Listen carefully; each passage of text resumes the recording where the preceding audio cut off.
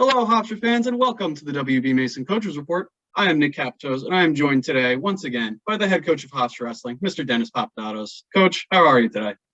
Good. Trying to adjust from a long trip, getting in late, getting up early and trying to settle into the day, even though we're off for a little bit, trying to plan on what we're going to do as soon as we get back. Yeah, well, you sound like you just got in from a very long trip from Niceville, Florida, back to New York with Hofstra Wrestling at the Journeyman Collegiate Wrestling Duels.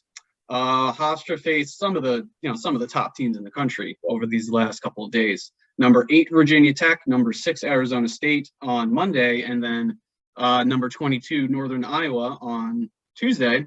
Unfortunately, results didn't go the team's way in both days. But what can you say about Hofstra at the Collegiate Wrestling Duels?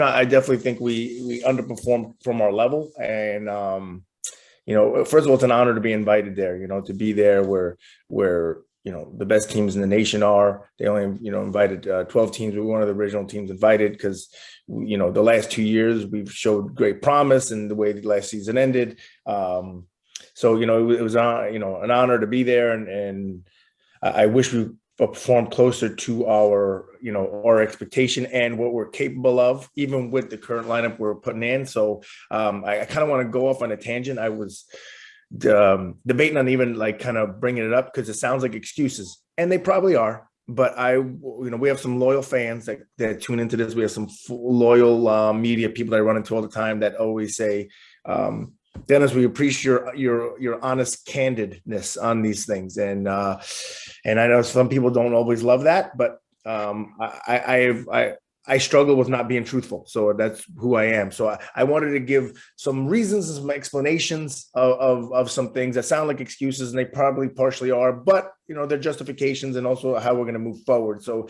quickly, when we made the schedule and we had these first 8 dual meets against Wisconsin, Rutgers, and like I said, 6 top 20, 5 top 20 schools, and then the other 3 schools were greatly improved. And we started the season with 8 ranked guys, right? So that's who we were. We had some things go a little different direction, and we're trying to work through them, and we just haven't had time to fully work through them yet. Where when we started, our 25-pounder was ranked top 25 in the country, and for circumstances unseen, he's not available this year, right? 33 was our senior, has been hurt all year, hasn't wrestled a match. Hopefully he's coming back soon.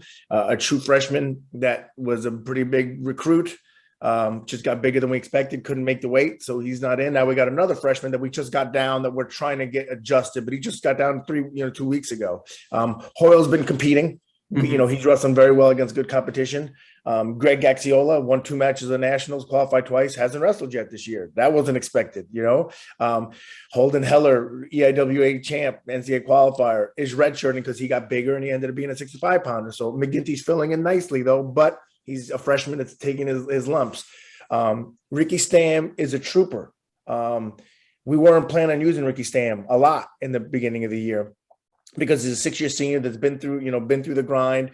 But because of our circumstances, we have to keep making him wait. He's banged up. His knee's the size of your head. He's got just a burst of sack. He's going to be okay. It's nothing of a serious injury, but this poor kid is making weight in wrestling. That's why we didn't wrestle him in the first 2. He made weight the first day, but we're trying to limit him.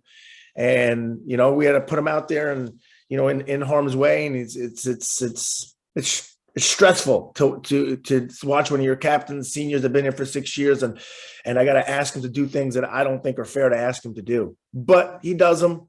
And, and he's struggling. When we get him healthy, he's going to be just fine. And I'm hoping that we can get him healthy in this next break, and then we lose Sage Heller, who's ranked, 14th in the country in the beginning of the year. We lose him for his career.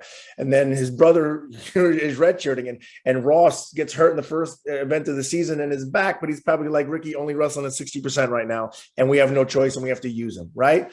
And then 84, 97 in heavyweight they're good. And, when they wrestle good guys, this always goes back and forth. But, the first 7 weights, we're just a much different team than we were expecting to be. We're hoping to get closer to that in January when hopefully Greg comes back and Templeton comes back and that other freshman gets his weight in, really in control. And we can get Ross and Ricky closer to 100% that we, if we had more depth right now, meaning with other guys not hurt or a situation, we wouldn't be wrestling Ricky and Ross right now. We would let them fully heal and then bring them back in. But they're asked to do things that they don't have to do. So are those excuses? Probably, but they're the truth, right?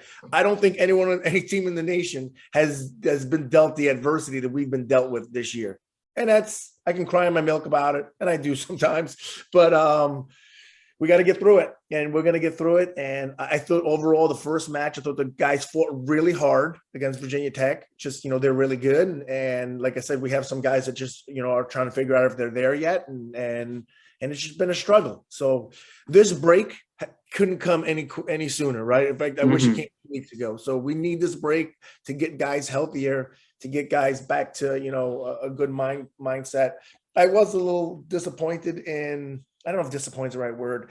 I just thought, especially Northern Iowa, we just, I don't know. We needed to compete harder, a lot harder. And for some reason, we're not right now. And I think part of it is guys are tired also with the adversity and also thinking, why are we losing? Like, we haven't been losing in 2 years. You know what I mean? Like, we went 14-5 2 years ago, and last year we were pretty darn good in that weird COVID season. So I think guys are kind of like looking around, and that wears on you a little bit, right? And so I think we're just like in a little bit of la la land. I can tell you the guys are training.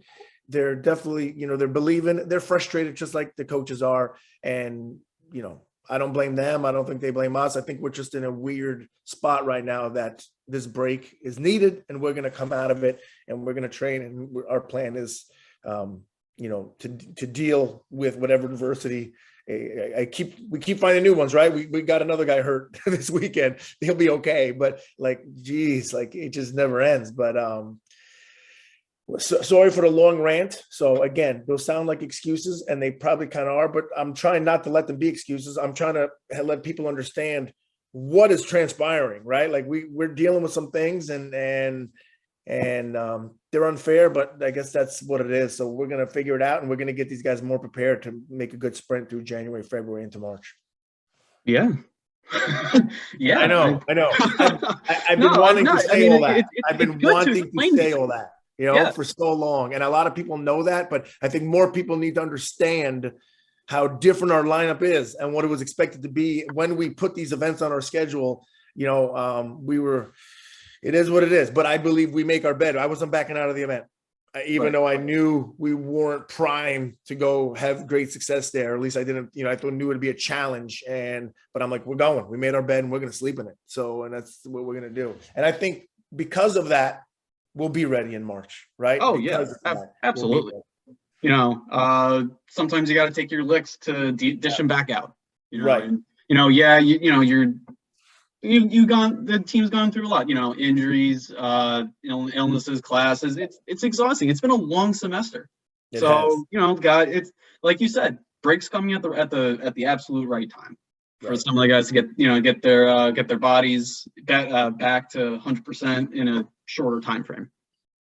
So Hofstra, they're going on break, but they'll be back January 8th at 3 p.m. inside the Mac Sports Complex against Bucknell. Find out everything you can on that on gohofstra.com.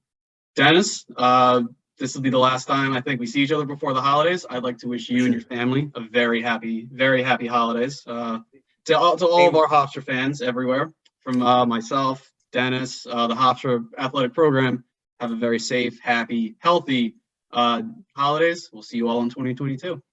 Same to everyone. I appreciate it, Nick. No problem at all, Coach. All right, from Coach Papadatos, I am Nick Papadatos, and thank you for joining us for another WB Mason Coaches Report.